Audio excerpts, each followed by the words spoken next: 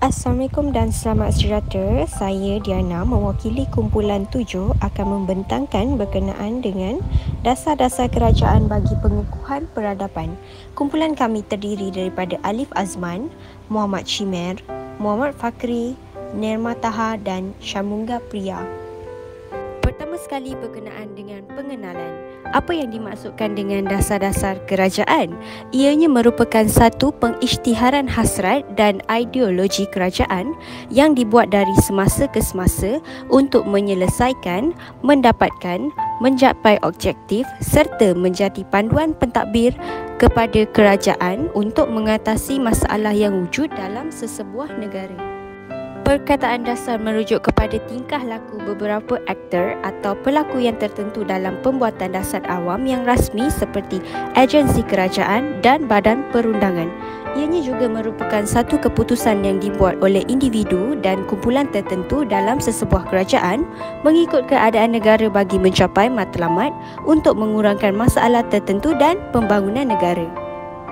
Ini adalah kerana negara yang tidak mempunyai dasar-dasar tertentu akan kelihatan pincang dan sukar bagi pemimpinnya untuk memajukan negara tersebut. Dasar ini amat penting dibentuk dan dilaksanakan oleh kerajaan bagi menangani pelbagai masalah yang timbul ekoran kesan peninggalan penjajah yang terdahulu. Keperluan dasar selain pembangunan bertujuan meningkatkan taraf hidup masyarakat dan merapatkan lagi jurang antara kaum. Selepas merdeka, kerajaan telah memulakan perancangan dan melaksanakan pembangunan negara dengan lebih tersusun. Seperti yang kita lihat dalam Raja, terdapat beberapa dasar-dasar kerajaan dalam melestarikan etika dan peradaban di Malaysia, iaitu pertama, dasar ekonomi baharu, yang kedua, dasar kebudayaan kebangsaan, yang ketiga, dasar pendidikan negara, keempat, dasar sosial negara, kelima, dasar pembangunan nasional dan yang terakhir merupakan dasar wawasan negara. Peradaban antara masyarakat majmuk di Malaysia. Dasar ialah sesebuah rangka, panduan, plan strategi dan panduan yang dirangka untuk wawasan politik kerajaan kepada program dan tindakan untuk mencapai hasil yang diingini. Malaysia sebagai sebuah negara yang makmur lagi bersatu pada berasaskan sistem demokrasi dalam suasana pembangunan yang aman untuk kesejahteraan rakyat. Usaha dilakukan untuk mengatasi berbagai-bagai masalah sosio-ekonomi dan politik, membangunkan negara agar hasilnya boleh dinikmati oleh seluruh lapisan masyarakat tidak kira kaum dan merancang rancangan pembangunan 5 tahun untuk melaksanakan secara berperingkat-peringkat. Peradaban ditakrifkan sebagai asas bagi membina hubungan erat atau toleransi dalam kalangan kaum dan etnik yang berbeza untuk mencapai matlamat bersama, jujur dan ikhlas. Peradaban globalisasi ini tidak terhad kerana peradaban globalisasi ini mempunyai pelbagai dimensi iaitu politik, ekonomi, ideologi dan budaya. Peradaban-peradaban inilah yang telah membentuk, menyumbang dan mempengaruhi peradaban majmuk di Malaysia hari ini. Peradaban-peradaban ini telah mempengaruhi dari segi corak pemikiran, adat, budaya, agama, politik dan ekonomi. Seterusnya, saya akan membentangkan tentang pengenalan kesepaduan sosial. Malaysia adalah sebuah negara dengan pelbagai bangsa, bahasa, budaya dan agama. Walaupun rakyat Malaysia tinggal di bawah satu bumung, mereka berinteraksi dan mempunyai hubungan yang baik. Dalam pembangunan Malaysia, perpaduan adalah elemen yang sangat penting. Perpaduan adalah proses menyatukan semua masyarakat tanpa perbezaan kepercayaan, bangsa dan budaya sehingga setiap anggota masyarakat dapat mengembangkan identiti dan nilai bersama dan mempunyai rasa cinta dan bangga terhadap negara. Prinsip kestabilan sosial dan kemasukan kumpulan etnik juga penting. Kestabilan sosial adalah perlu untuk memastikan masyarakat selamat dan santai. Maksud kesepaduan sosial. Kesepaduan boleh ditakrifkan sebagai suatu fenomena sosial yang dipacu oleh idaman mendalam terhadap perpaduan yang seterusnya mempengaruhi para anggota masyarakat tersebut untuk merangkai berbagai-bagai ikhtiar dan kegiatan yang dianggap sebagai prasyarat mencapai perpaduan. Kesepaduan sosial juga merupakan kaedah yang sehat, stabil dan sejahtera yang ada dalam masyarakat, khususnya masyarakat berbagai etnik. Perpaduan sosial digunakan untuk menggambarkan proses-proses yang bukan sahaja melibatkan negara atau negeri, tetapi rasa komitmen atau tanggungjawab dan keinginan atau keupayaan untuk hidup bersama dengan harmoni. Okey, kita pergi pada penghayatan etika dan peradaban dalam konteks global. Okey, Malaysia telah melaksanakan dasar luar yang bebas, berprinsip dan pragmatik berdasarkan nilai-nilai keamanan, kemanusiaan, keadilan dan kesaksamaan.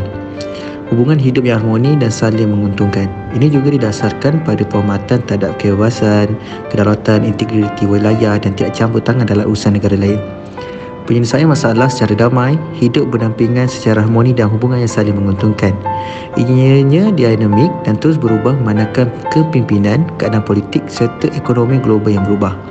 Sejak kita mencapai kemerdekaan sehingga pengurusan dan dasar politik Malaysia sekarang, Malaysia tidak pernah terpincil dari masyarakat antarabangsa, tidak pernah diabaikan dan telah menunjukkan dasar luar yang aktif di peringkat antarabangsa dan serantau.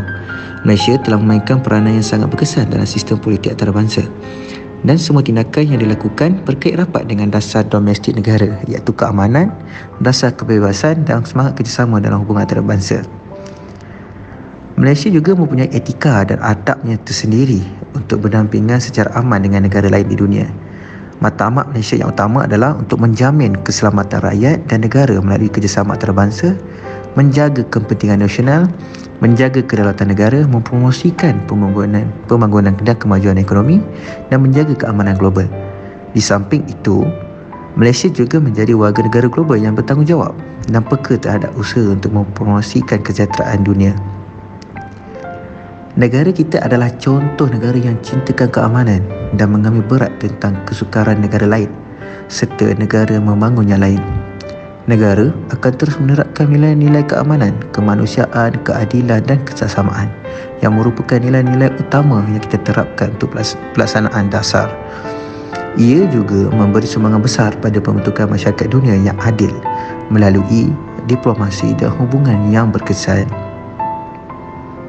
Selain itu, Malaysia sangat menghormati keputusan dan dasar negara lain supaya hubungan dua hala berjalan dengan lancar.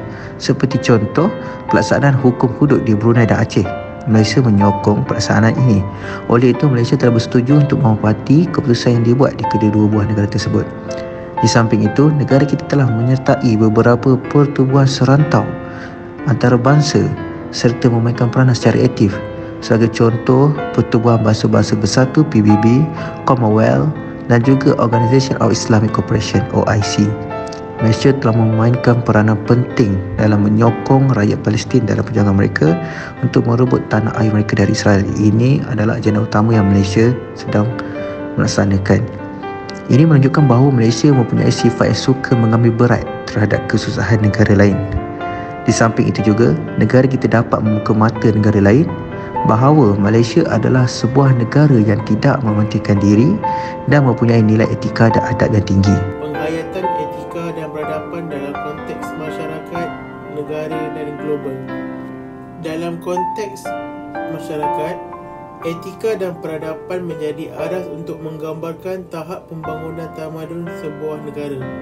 Tamadun dinilai secara berbeza dalam masyarakat kebangsaan mengikut nilai dan adat masyarakat tertentu. Sebagai contoh, bercakap secara berlapik, mengucapkan terima kasih sebagai tanda penghargaan, meminta maaf jika melakukan kesalahan dan melemparkan senyuman ketika berjumpa dengan orang lain itu menunjukkan kepribadian tinggi dalam masyarakat. Bahasa dan budaya dalam masyarakat Malaysia sangat penting kerana dapat menumbuhkan masyarakat yang saling menghargai satu sama lain. Namun begitu, nilai budi bahasa semakin luntur atas pelbagai faktor.